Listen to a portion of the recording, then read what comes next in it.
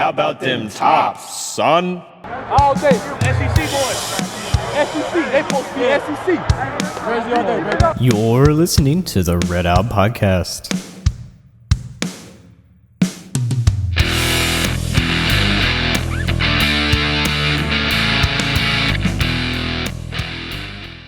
Hello and welcome into another Red Out Podcast. My name is Devin, and we are coming at you a couple minutes late here, but better late than never, right? It's been a very hectic day. It's been a nice holiday.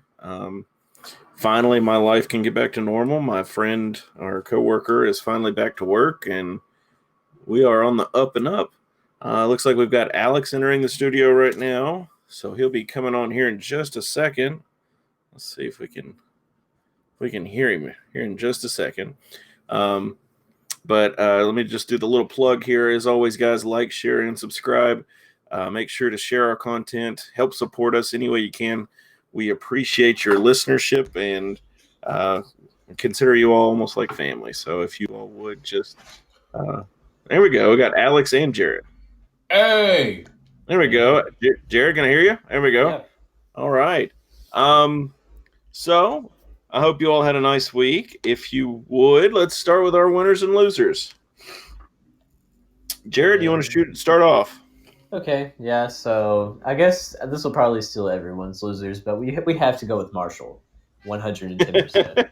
I mean, actually, Jared, I was going to say, I don't want to cut you off, but I honestly thought that there was going to be another one first for you. I don't want to steal it just in case you're going to say it.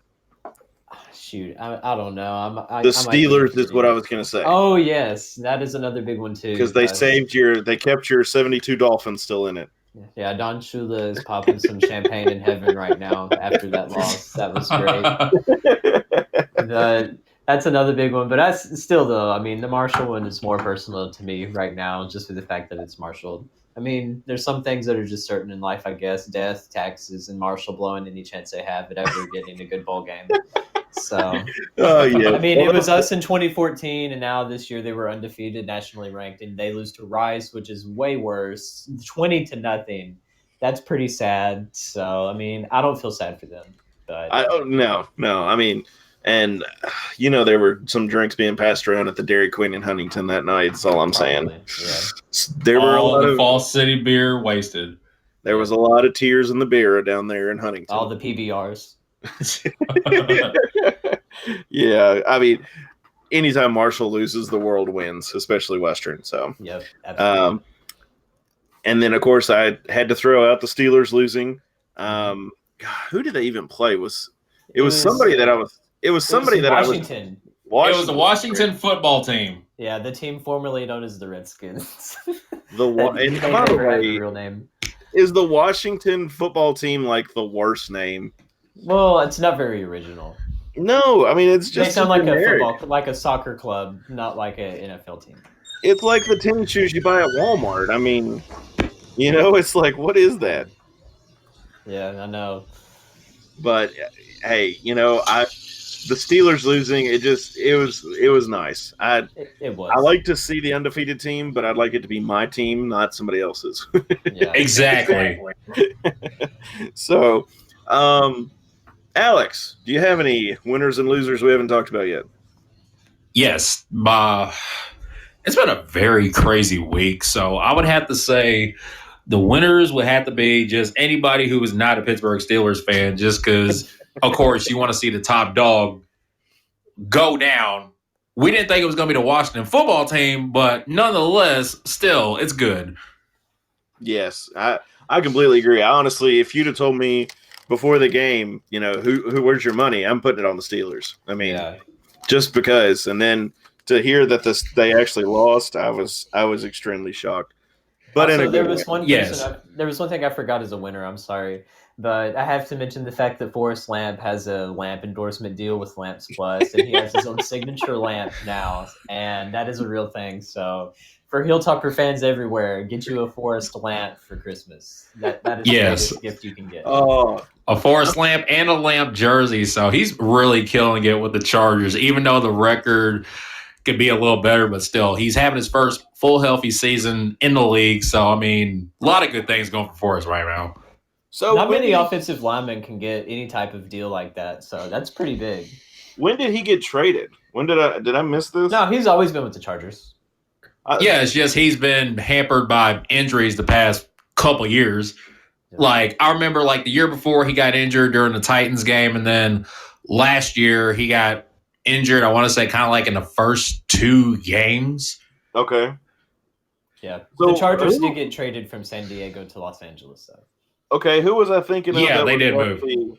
Who was I thinking of that was at the who was at the Jets? Oh, for George Fant. Fan.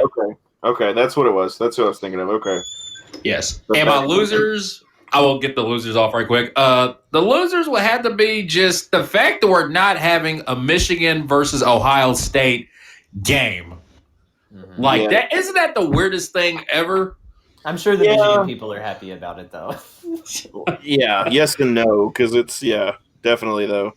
Now, on the bright side, we do got the Army-Navy game, I want to say, this weekend. So those are like my 2 favorite rivalry games, like at the last full week before bowl games start. It's always Ohio State, Michigan. Then the next week after that is usually Navy versus Army.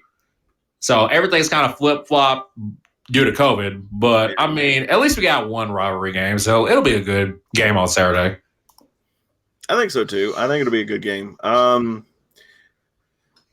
So let's start. I think I said we were going to talk football in my notes that I jotted down real quickly. So Western played Charlotte on a crazy Sunday, which that's probably one of the first Sunday football games in Western history, right? It has to be. It's got to be one of I'm going to say there's less than 5 at least. Yeah. So Western had a very dominant first half. Field goal in the first, 2 touchdowns in the second. Charlotte answered, yada, yada, yada. Western ends up winning 37-19 to a very sickly COVID-induced Charlotte team. But the fourth quarter was a very big back and forth there. Mm-hmm. As far as scoring goes, Western field goal, Charlotte touchdown, Western touchdown, then Charlotte got a touchdown with 31 seconds to go. But decent game from Piggy, 218 yards, a touchdown. Gage Walker got almost 100 yards. He got 98 yards. And Thomas got 5 receptions for 78 yards. What do you think our chances of going to a bowl are? That's what everybody's wanting to know. Well, if we keep having players transfer out like it's been going on right now, we might not have anybody left by the end of this month anyways. So that's still kind of concerning that all these people are leaving. It's mostly role players and stuff, but we had Roger Cray just recently announced he's transferring. We had Tyler Witt, one of the core offensive linemen, just announced he's transferring. So it's just been kind of a hot mess, and things are starting to fall apart. So I feel like if there was hope of a bowl game, I think they would at least stick around for that, because it's not like they can get an opportunity like right now somewhere else. They're still going to have to wait. So with the way that all these players are transferring out, to me, that gives them the idea that they either don't want to play in a bowl game, like there's no interest, or we're not going to get one. And I think it's the second one probably. It's just we're not going to get one. I would say you're probably right. Who did you say the other transfer was? Tyler? Tyler Witt. Well, he's a senior too. So it's probably going to be a grad transfer, I'm assuming, right? Yeah. Yeah, so same with Cray, right? Yes. Yeah, both of them. So Cray's going to be a grad transfer too. That's not as bad to me as if like a junior, like a true junior or a sophomore, somebody's like, I'm out. This ain't, or even, if we had somebody who, let me just throw out a name here. Sorry, the name I just looked at, I was like, nobody's even going to know. Joey Belgian. That sounds familiar. He's a sophomore who plays for Western. He plays tight end. Mm-hmm. Okay, if Josh Simon transferred, I would be very, very hesitant and wondering, what is going on here, guys, that he's transferring. Yeah. To ask this in all retrospect, I'm not going to say that he is, but how would you hit the panic button more than what we already hit this week if, let's say, Josh Simon, for example, was to transfer, or someone on the defensive side of the ball. So it's like we're not really guaranteed most people coming back anyway, but still, you kind of have to stop scratching your head and just wonder, like, where are we going to go from here with all these transfers? Granted, most of them are role players. I get it. But still, it's very alarming. Like, I think we're in a double digits now when it comes to the transfers. I could be wrong, but it's a lot. We've got several. I'll give you that. Let me see if I can find a full list here. The list keeps growing. I know that another defensive player, he was a backup, he transferred too. And also a weird thing with the game on Sunday, the Charlotte game, is that there was a lot of wide receivers that I hadn't seen all season playing this year. I think Conley was one of them. Thomas was one of them. Like, I know we had 3 players that weren't able to play because of COVID, and I think it was wide receivers that may have had it, because that would make a lot of sense. But it was good to see some of these younger guys get some reps, because we're going to need them in the future, especially if everyone else bills out. Oh, I completely agree. Not to mention the local talent that we already have in the receiver corps with Dalvin Smith out of Glasgow and then Corley from Campbellsville. So it's always good to see the local guys get some shine. And that's I completely love that too.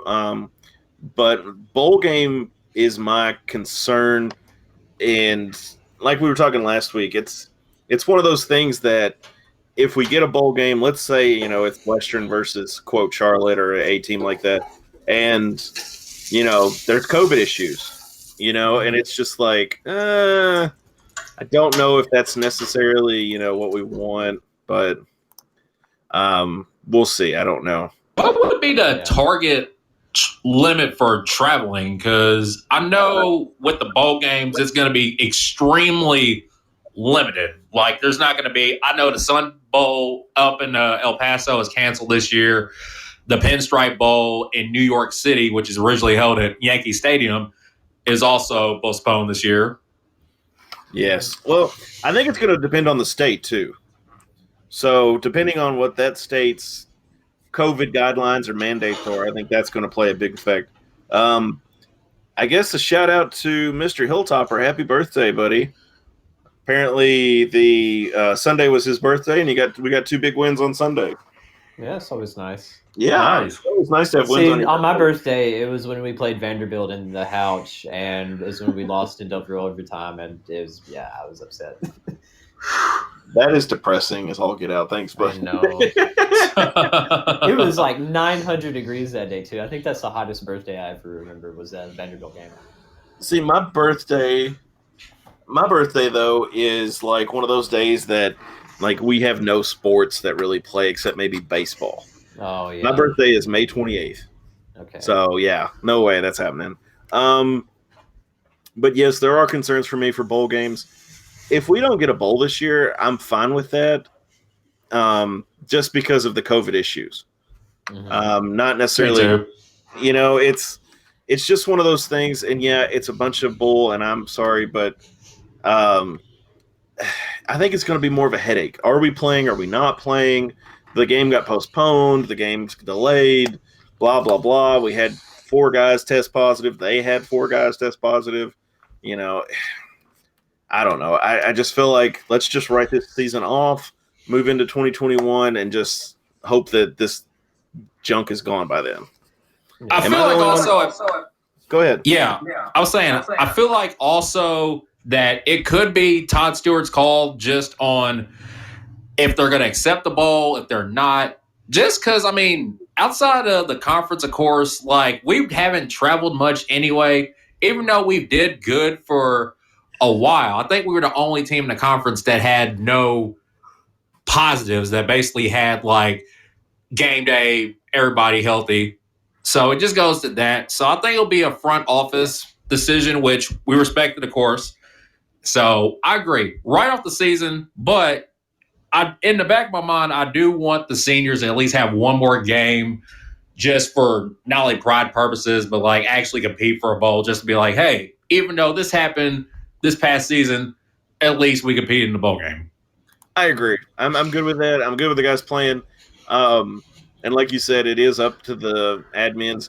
So let me see what you think. Jared, do you think Is Todd going to give us the thumbs up or the thumbs down if we get a bowl bid?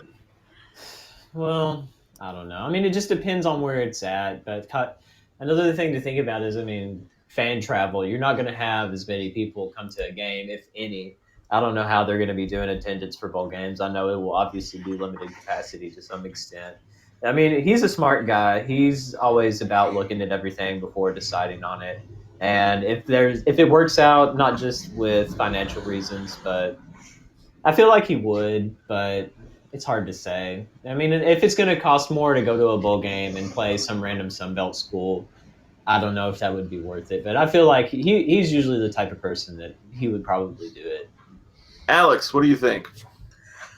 I'm kind of 50-50. I feel like he would, but also going back to the safety of everything COVID related, I feel like it'll be a good decision if we basically just stayed put. But that's all I'm going to leave it up to. Just it's frustrating not knowing if we're going to go bowling, and if we do, is the game going to get canceled or not. So at this point, we just have to see. It's up in the air. It is. Yep. I agree. It's going to be up in the air. I think Todd. I think Alex is or Jared is right. I think it depends on the bowl. It is exposure, yes. But like for instance, there's some bowls that I'm going to say are not feasible, like the Bahamas. Mm-hmm. I don't think that we're going to be able to go to the Bahamas. Period. And do I think that's our record or anything? The issue? No, I think it's the actual Bahamas that are going to be like, no, y'all can't come. Because as far as I've heard, like, people trying to travel to the Bahamas and stuff, you're going to have to do, COVID tests and this, and this. And then, you got to think you got like 200 people trying to go to this thing, on for each team, 200 of, 300, 400, whatever, trying to go to this game. And I don't think that is logistically possible in the world we live in right now. A game like Tax Slayer Bowl or some of those like that are in the 48. Yeah, definitely. I think that's a possibility, and I think that would be feasible. I don't think there'd be an issue there, but when you have to travel out of the country, that's where we're going to run into issue. Yeah. But I'd be okay if we were going to play in Memphis or Birmingham or even the Montgomery bowl game. Preach. Amen. Completely it's just the closest, it's the closest duration, not only for Western, but I feel like if we're actually going to do some traveling, it's going to have to stay within the conference area. I mean, Texas may be a question mark, but Louisiana, Alabama, I know Charlotte has a bowl every year, so he could end up going back to Charlotte to play for a bowl. Yeah, I mean, but I can't see us going to California. Yeah, which they probably wouldn't have any anyways. No, yeah. And from what I've heard, like California's kind of locking everything down. There was something I heard on the news the other day that the city of Fresno was trying to get police to enforce the limited groups or whatever, and that's not going to happen. They said that was going to happen, but so that just tells me that California is a place to avoid. But we'll see. Did you all watch the Charlotte game? Were you able to? I got to see the first half. Okay. Alex, did you watch any of the Charlotte game? I got to watch the first half as well.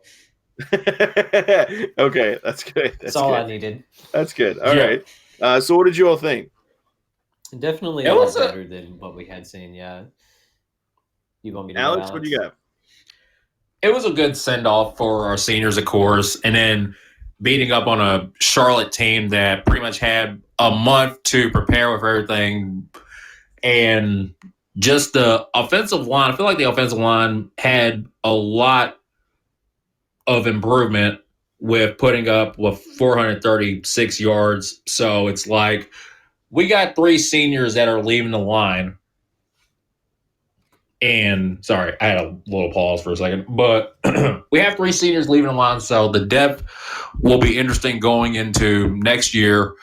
But it's also something to build on. Like I feel like the past couple of years, the offensive line has been the best in the country. I know last year it was. This year's rankings, I think it's still at the top. So he got a great thing going in the transition for 2021. Yeah, and I'm hoping that next year our offensive line is still one of our strengths. It's just very, very concerning when you have 3 senior offensive linemen, and obviously one's going to be transferring out as a grad transfer, but we'll just have to see. I don't know. It's kind of nerve wracking. Just the uneasiness to see how everything's going to turn out. So we got a commit. Is that correct? Yeah, Yes. Jarrett. What's his name? Jarrett, and it starts with the last name L, something like that. Like, I just saw it on Twitter not too long ago. I don't remember. It's all good, but so we got Jared who's committed. Any idea what position he plays? He's a defensive end from somewhere in Tennessee. I think he's going to be like a preferred walk-on. Okay. Still pretty good size though. He's like 6'4", 230, something like that. Okay. Are you all concerned that we don't have more commitments this time of the year? Yeah, I'm pretty concerned just for the fact. I mean, we just got the guy from North Dakota State that's going to be grad transferring here. He was a running back for them. That's going to be a really good pickup. His name is fleeting me right now for whatever reason. We have him. We have Chance McDonald. I know that we just had the guy that committed today. I know there's at least one other person that I'm forgetting about, but it's only like 4 or 5 guys. Yeah, Cofield is the guy from North Dakota State. And he's going to be pretty good. I mean, we have some players that can come in and hopefully make an impact. It's just we don't have enough of them right now. And with the amount of players we have transferring out, that's going to make it even more difficult for Helton and his staff. So I am kind of concerned. I'm not like hitting the panic button concerned or anything yet. But when you have all these seniors that you're losing, I mean, you're going to have to get some guys that will be able to come in and hopefully do something right away, whether they're freshmen, whether they're JUCOs, whether they're grad transfers. I mean, he just needs to kind of get the ball rolling and try to get some commits because having only 4 people in your class, I think we're like at the very bottom of Conference USA in recruiting right now for next year. So that needs to change. Yeah, and it concerns me somewhat with the level of commitments, and then also the I just don't know if Helton was actually planning on staying as long as he is. You can plug holes with grad transfers all day, and that's fine, but to me, it's not a sign of building towards the future. Yeah, it's not. Yeah. So yeah, it's just it's concerning to me. Ideally, I feel like he would rather be out of here right now than have to deal with next year, but I don't know. We'll see. Well, he's not going to get any high-level offers going 5 and 6 this year in Conference USA. No, I don't think so. Obviously, definitely not. But I feel like in the back of Helton's mind, he'd like to be gone. You know what I'm saying? He's wanting to go on to Purdue or somewhere else and not have to worry about this team next year. But we'll see. I mean, he's not a Jimbo Fisher by any means, but he's not trying to get out, and he's not a Bobby Petrino, but I'm concerned with the number of grad transfers that we're wanting to get. Well, I mean, I kind of understand his point is that, I mean, with a grad transfer, usually they can come in and play right away, and they'll be able to be pretty solid of a player, come in and start, as opposed to a freshman that may not be physically where they need to be and not be as familiar with this level of play. So, I mean, I kind of understand that point. He's gotten some decent grad transfers, too. I mean, Pigram has been a little underwhelming compared to what Ty Story ended up being. But, I mean, you can't build an entire team on grad transfers because, I mean, you still want to have some underclassmen and you have some of those guys stick with the program for hopefully 4 years just to get them involved into the system and everything. But like you said, I mean, who knows? I don't really know. I'm right there with you, buddy. It's just concerning to me. I would like to see more, get some more players. And yes, there are student athletes that will get an extra year because of this. So, we'll see. It is concerning, but we'll see. Anyway, I do have one question before moving on. Do you feel like Helton would have to increase the recruiting map just for regional purposes. Like, I'm pretty sure, like, in a situation like this, you can take advantage of getting some kids, in-state kids, to play for your program. Like, take them away from the Louisvilles in the UK. So it's the perfect storm. Like, I would do it if I were him, but like I said, we really don't know what goes on in the front office at the end of the day. But it's just a thought. I agree with that. I could definitely see that. And of course, with COVID and everything, it kind of adds that other level of difficulty with recruiting. And, you probably, I'm going to say without a doubt, you probably don't get that level of being able to sit in the living room with the people and talk to them one-on-one. You're going to have to FaceTime and text and call and do all that stuff. And I don't know if it's as effective as what a lot of coaches are used to. So maybe that's another issue. I don't know. I don't want to make excuses for him, but at the same time, I'm not ready to burn him at the stake. So, Right. So, basketball. Let's talk about something fun.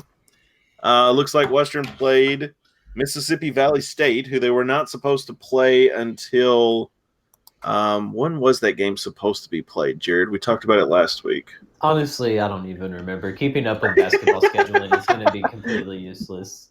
You're absolutely right. See, the best thing I've learned from 2020. Was it the 28th of December? Probably. I think that's right. So we ended up playing Mississippi Valley State Delta Devils, which is a mouthful. December 6th, Sunday at 2 o'clock at Diddle. Sorry. We ended up having about 1,000 people there, according to ESPN. So did you all watch the basketball game? Yes. I had to work, sadly. I understand. I can't escape. I'm sorry, but it looks like Western just dominated the game, and that's a good thing. We technically were under, though. We were 43-point favorites, and we didn't get to 43, so that's disappointing. If you took the over, then that was a bad idea. Because we still can't shoot the three, dadgummit. It looks there was only 1 point where Mississippi Valley State was leading, and that was about 2 minutes and 15 seconds into the game. Yeah, they led 3-2. That's too much. And then we left. It's completely unacceptable. It is. It's just burn it down. Gosh, what's wrong with people? No. On the bright side, we do have a really good interior game. Bazzi was able to get another double-double, which I'm pretty sure I'm going to end up losing count on how many double-doubles he did, because this is like his second one of the year. But I'm real. He's had a few. This year? Yeah, he's had several double-doubles. I think he's averaging a double-double. At least he's close to it. Maybe not for the first couple of games, but I know the Louisville game, he was destroying the inside. And hey, that's good for his stock. That's all I'm saying. Yeah, he's really helping his stock this year. Yes, definitely. I mean, it's really exciting. Let me clear out some of my windows here, right. So I get back to where I was. Okay, so we were supposed to play Mississippi Valley Delta, blah blah blah, on the 28th of December. Jared and I were talking last week, wondering if Western would slip a game in there, and looks like they did. They got the Delta Devils to come on up 22 days early, so looks like we're going to be playing Gardener Webb on the 10th. Mm-hmm. So tomorrow at 8 p.m. Gosh, I need new contacts. 8 p.m. Eastern, 7 p.m. Central on ESPN Plus. For those of you wanting to watch the game. This is going to be a frustrating one for me because Gardener Webb has no stats. Yeah, they haven't played yet. Nope.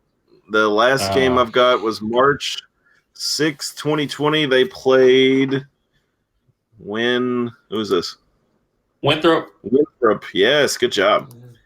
Thank you. I knew it as soon as it was coming out of your mouth. I think they're in the – I forgot what conference they're in, but I do know they play Winthrop a lot. Yeah, they're one of the obscure Carolina schools, Gardener Webb. Big South. Yes. They're in the Big South Conference. And they're usually a 16 seed in the NCAA tournament. They slip in there. They usually get stuck against a 1, but they get in the NCAA tournament. Also, fun fact, that's where Steph Curry went to school at was Davidson. Davidson plays in the Big South. Yeah. Really? Yes. Excuse me, I'm sorry. Early mornings. I don't remember where I was going. Western has an 89% chance of winning, according to ESPN. We are a 16.5-point favorite, so that's good. We still got to work on our 3-point shooting, though. I don't know Yes. why they have an issue with this. Because they have Luke Frampton, who has been always a consistent 3-point shooter up to this point. They have all these other guys that should be at a high level shooting the three, but yet I think they've been lucky if they get anywhere close to 40% shooting the three this season so far. I don't know if it's just not being lucky enough that the ball actually rolls in the basket or what the issue is, but it's just so frustrating to watch. So, some fun facts for you. Bassie is averaging 11.2 rebounds per game and 4 blocks a game. Let me see. Which is crazy. Yes, let's That's incredible. see. Bassie's got 125 minutes. The only one with more is Tavion Hollinsworth. Field goals made 31, attempts 54. So he's shooting a little over 50%. What is that? 55-ish. Mm-hmm. Free throws made 9, attempts 14. So he's shooting well over 50% there as well. He shot 2 3-pointers, or he's made two 3-pointers. I don't know what's wrong with me. I am tongue-tied like I'll get out. Attempts, he's had 11. So definitely not shooting 50% there. He's got 73 points total. Offensive rebounds 15, defensive rebounds 41. So dude is going after that rim or that backboard on defense. 56 rebounds, 3 assists, 17 turnovers, 2 steals, and 20 blocks. I think Charles Bassie has done a great job for his resume so far this year. Mm-hmm. Just got to fix it out. Do what? I was saying comeback season, the perfect storm. Yes, I think this is his year. Knock on wood. No red out curses or anything on him. Don't need that. I don't know if y'all saw this, but I did get an update from the Tower Rack Twitter account, of course. We did pick up a game with Rhode Island, and they play at 11 o'clock this Sunday. Mm-hmm. Okay. Yeah, they were ones that we had scheduled. I don't know if they had to move the game time or anything, but yeah, we play them. Yeah, you said it's this. Yeah, the 13th. Okay. Yeah. Rhode Island was on the schedule. Okay. Like I don't know if they moved it or not, but I think at one point they tried to swap it out for like a later day because this was like in the middle of trying to add another game. So I didn't think they were going to keep the date, really. So realistically, I thought it was going to be later in the week, like on a next Thursday night or something. I didn't think it would be this Sunday. So my question is, I'm wondering if they're going to try and slide a game in between the December 13th and the 22nd, or is that more like a finals week thing and they're just going to leave it? Well, I mean, I don't know if you saw it, Devin, but we've made another push to try to get to Kentucky because they had a game that was canceled against, I don't remember. I think it's like Detroit or something. And they have an open spot. So, again, Todd Stewart kind of putting the social media heat on Kentucky saying, hey, we have a date available. Would love to make something work. But, I mean, it's sort of like texting that one friend that they get a girlfriend. As soon as they get a girlfriend, they never speak to you again. You're like, hey, bro, we should hang out sometime. And you never get a response back. They're done. Yeah, I completely understand that. I think that's what they're doing here. That would be nice to play at Kentucky. This year we might actually do really well against them. We would probably beat them because they lost to worse teams than us so far. So, yeah. I completely agree. And, of course, that makes it seem more like that Kentucky would not want to play us because of that fact. Yeah, absolutely. Yeah. They may just call Campbellsville down the rood and say, hey, y'all want to play? Because we don't want to play with anybody else. Yeah. They might beat us. I won't play with them. Sounds about right. But the funny thing about it is, like, KSR even joined in and basically was just like, allow Western to come. Like, both fan bases really want this game, but it all goes to the powers that may be over UK, which is dumb. Very dumb. Well, I mean, It's because they have nothing to really prove out of it. If they win, then that's what they were supposed to do according to everyone else. And if they lose, and then we just make fun of them for the rest of their life. So it is a win-win situation for Western, and it's a lose-lose for Kentucky. Yeah. If Western, like Jared said, we win, Kentucky's not doing so well this year, and if we lose, then that's what was supposed to happen. So it doesn't matter, Mm-hmm. Doesn't bother Louisville, though. That's all I'm saying. That's right. Right. And see, it works for them because they've beaten us every single year. So I don't know what to say. But they actually ended up bargain, though, when it comes to scheduling us. So it's like, more power to Louisville. Yeah, respect. Any concerns going forward with Gardener Webb or no? I think that they could be a sneaky team. And also, I mean, the fact that it's limited seating in Diddle Arena, you're never going to have as full crowd support as you usually would. I know that the players are missing that too. Because no doubt. I've seen them post on social media how they miss a full Diddle Arena crowd. And I mean, I would feel the same way if I was in their position. Because, I mean, we've helped them so much with the crowd noise and just willing them on, especially last year. All those crazy comebacks that they had. I mean, that was partly due to the crowd being able to cause some ruckus and make it all crazy. But this year, it's obviously just empty gym for the most part, really quiet. You're not really going to have that support. So it's just all about you having that extra mental energy coming into it and having to focus in on who you're playing. Because, I mean, it's easy to slip up. I mean, Duke just lost, but they lost to Illinois, which is another nationally ranked team.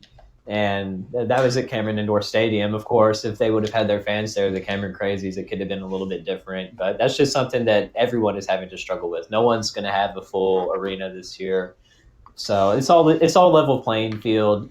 Like, it's if you were to go on to, I can't remember, like, I think it was like on some of the NCAA games, you could turn on even field or whatever for the football game to where it evens out. It's purely based on the matchup, not because of like the environment that you're in. So it's like that this year. It's just kind of the same thing for everyone. My thing is I don't know if you all have ever been, but they say the Cameron Indoor facility or whatever is actually really small. I've been, and it's actually smaller than Diddle Arena, at least on the inside. Seriously? Wow. It's crazy because it looks like a church, honestly. Like, all of the architecture at Duke has like this really cool, like, rustic and Gothic kind of look to it. And you go in, and you would think that it's going to be this huge arena. But I was in there when all the bleachers were pushed in, and it looks like just a slightly bigger high school gym with a second big story to it and all the nice little stained glass windows and stuff. So see, that blows me away. It's a cool experience. If you ever get the chance to go to Duke's campus, it was my favorite out of the big three in North Carolina to go to. It's really fancy. Yeah, that's I think that's one of the basketball meccas, not even you don't even have to really be a fan of Duke, but you should go see it. Oh yeah. Nobody it's like a bucket list thing is definitely just like going to the barn in Minnesota just with the lower bench seats. Yeah, and of course I put Hinkle Fieldhouse on that list too. That's still one of my all-time favorites. Hinkle is nice.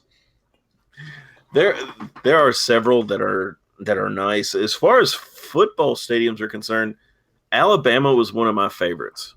Mm-hmm. It was older, but it was well taken care of. Did you not like the swamp? Yes. Now, on the inverse, the swamp looked nice, but it was garbage. Really? But that's just my opinion. Now, the fans, I think that's one thing that always adds to the tradition and excitement and everything is the fans, because the fans really get into the games, and Florida is no different. They do a really good job of, being in the game, and I think it's the start of the third or the fourth quarter. They will all kind of put their arms over each other's shoulders and sing the fight song or whatever, and it was wild for 100,000 fans to be singing the same song at the same time. Yeah, the crazy. Gator chomp, all this stuff, and it's pretty wild. It was a lot of fun.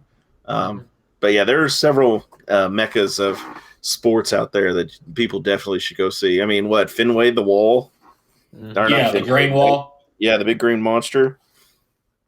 I mean, I'm not a Red Sox fan, but that's definitely on the list.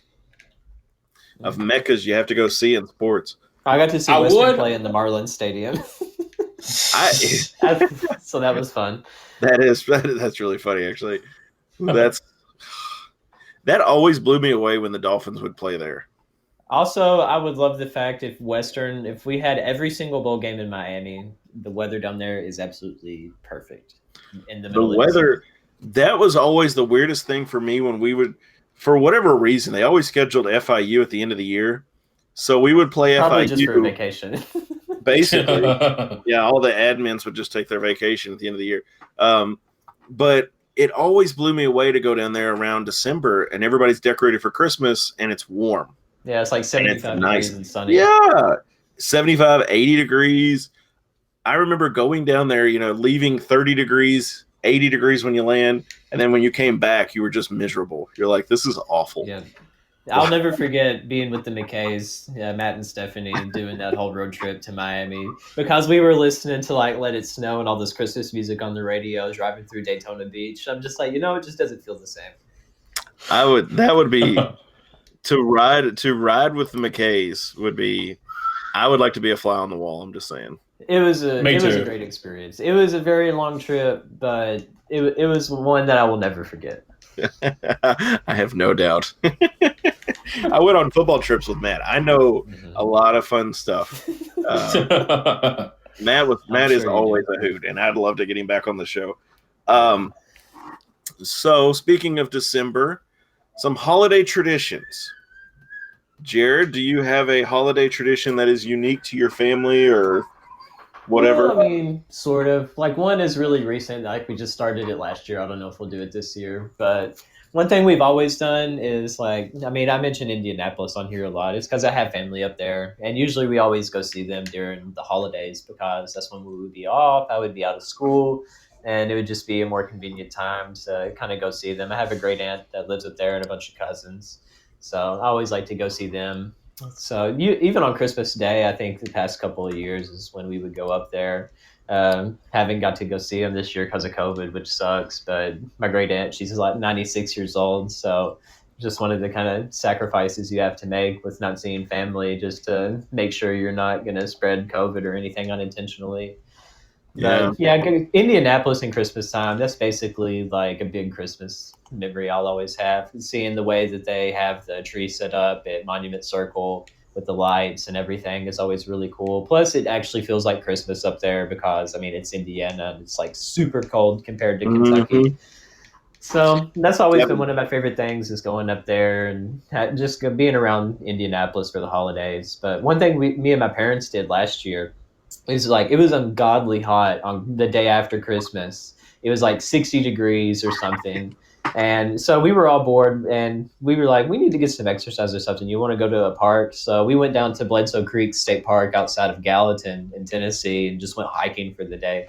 And if it's unnaturally warm again this year, that might be something we do again. But it was just kind of a cool thing that we had never been there before. So that was kind of a new thing for us because, my family's really small. It's just me and my parents and dog, essentially. We still have cousins and aunts and uncles and stuff to see, but we're still a pretty small family. So usually we like to travel to Indy. We won't get to do that this year, so we may have to just go hiking again if it's warm enough. So that's usually what we do. We, my parents and I, we used to, when we were kids, or when I was a kid, we would do a Christmas walk. So like Christmas Eve, after all my dad's family would leave, we would do a little walk. And I guess technically last year, I don't know if we'll necessarily do it this year with the kid, but we were shooting clay pigeons. Oh, nice. Which is hilarious thinking of my wife out there with a shotgun and pregnant, 8 or 9 months pregnant and shooting a shotgun out there after some skeet. And then she shotgunned a beer. No, I'm just kidding. Kentucky in a nutshell, guys. I was going to say I didn't know she went to Marshall. Yeah, I know, right? No, God, no. She went to Western too. But no, that's just kind of fun things we do. That's what the wife is kind of talking about is, just the having fun this year with the kid and letting her enjoy stuff and, it's kind of exciting with the baby and letting her open packages and trying to keep her from eating the package, stuff like that. Alex, do you have any traditions unique to your family? Yes, one of them is very memorable. It's my Aunt Lisa. Her thing on Christmas Day is watching the 24-hour marathon of A Christmas Story on TBS. So basically, whenever we go to her house to like eat dinner and stuff, it's on. And occasionally, like when we were kids, like me and my cousin would have to beg her to turn the channel just to watch the NBA Christmas Day games, just to give that a break. And then also, my dad cooks raccoon every single year. I don't know why he started, but like when I was in college, like coming down, like he would cook raccoon for my grandpa and my uncle, his brother, of course. So pretty much randomly, like back in 2015, I would say, like I tried it for the first time and I was blown away. So literally I beg him around this time of the year to go get a raccoon and cook it. It's so good. So good. Okay, there's so many questions. What does it taste like? Honestly, it kind of tastes like beef, but... Well, I was going to say, you're going to say chicken. I know, and that's bull, but go ahead. No, gator is more like chicken, but raccoon is kind of like a beef-infused taste, but it really doesn't have like that leathery taste. It's more soft. Like you would have to eat around certain parts because you do get a lot of fat around that area. So, okay, how does he cook it? In the oven. Okay, so he bakes it. Okay. Yes. I would eat it barbecued. I would eat anything barbecued, basically. I was gonna say, I could see him smoking it. I could see somebody smoking raccoon. That's gonna be my on to-do list. Like whenever I move into a bigger place, is to get a big grill, kind of like a hibachi grill, and actually cook it on there. I'm sorry, I'm just picturing some raccoon walking through your backyard, and you're like, "I see you, son. We'll let you get a little fatter before I go over there and get you." Right. I'm gonna start an indie folk band called the Smoked Raccoons. That was Yes. hilarious. Oh my god, that's hilarious. But then I would have a soft spot to end up keeping a raccoon because I follow this group on Facebook called Cooncore, and they post like the craziest memes, but also like little cute photos of raccoons. So now I'm just like, in the back of my mind, I really want to eat this raccoon, but I want him as a pet. Okay, I will ruin that for you right now. I never owned a raccoon personally, but I've known people who have, and they are completely destructive. That's seen very believable. They will. There's a video out on YouTube, Facebook, whatever, and these people adopted a raccoon when it was a very small, I guess, cub or pup or whatever you want to call it, and this cub runs through the house. It climbs up in the top of their closets, pushes stuff over. It will throw things, it'll tear up walls.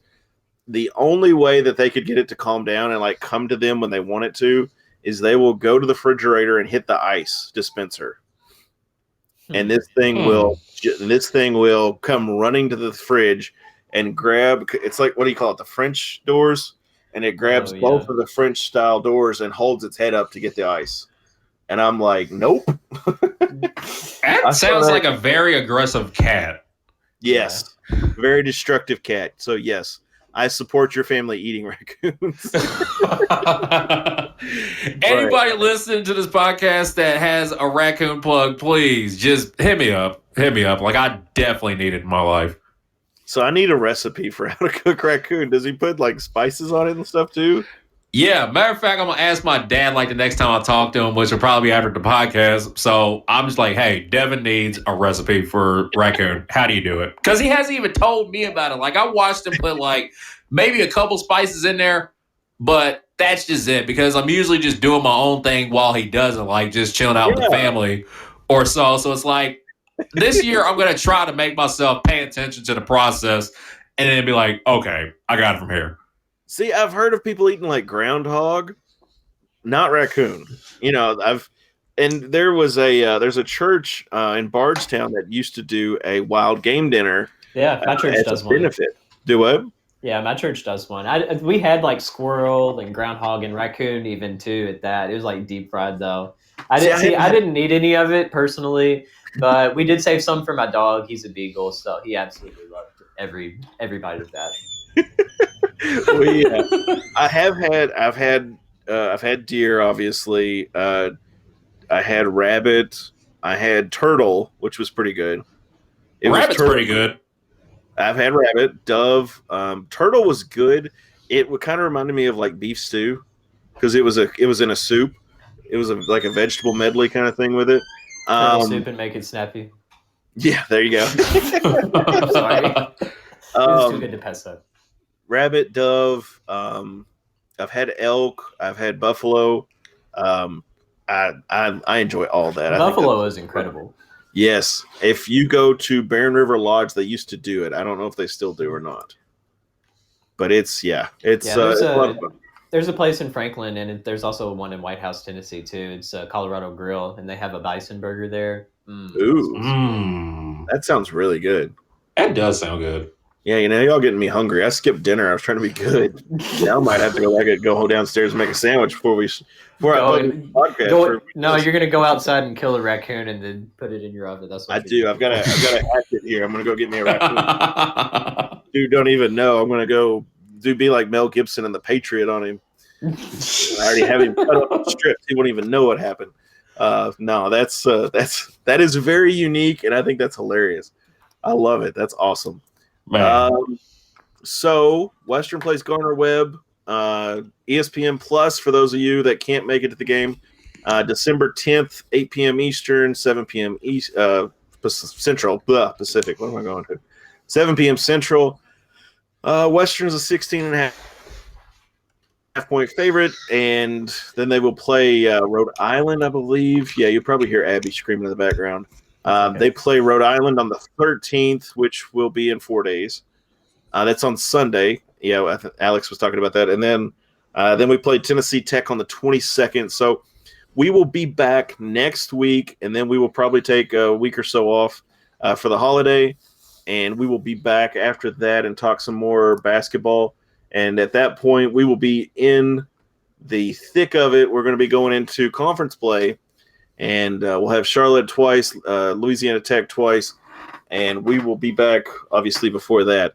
But I hope everyone has a Merry Christmas. We will be back next week, and then after that, we'll see. We're going to have a probably winter break, and we'll call it that. I've got to go find a raccoon real quick. have a raccoon sandwich. But do you all have anything else you'd like to add? Not really, other than I hope we don't fall asleep tomorrow when we play Gardener Webb. I completely agree. I completely agree. I don't think we'll have an issue. I don't think it'll be an issue. I think Western will do all right. I'm just hoping everybody stays happy and healthy. All right. Yeah. Yes, that's the goal. That's the goal. ESPN Plus, you can listen online if you'd like at the ING Sports Network. Listen to Randy Lee and the guys. But as always, guys, go Tops. Go Tops.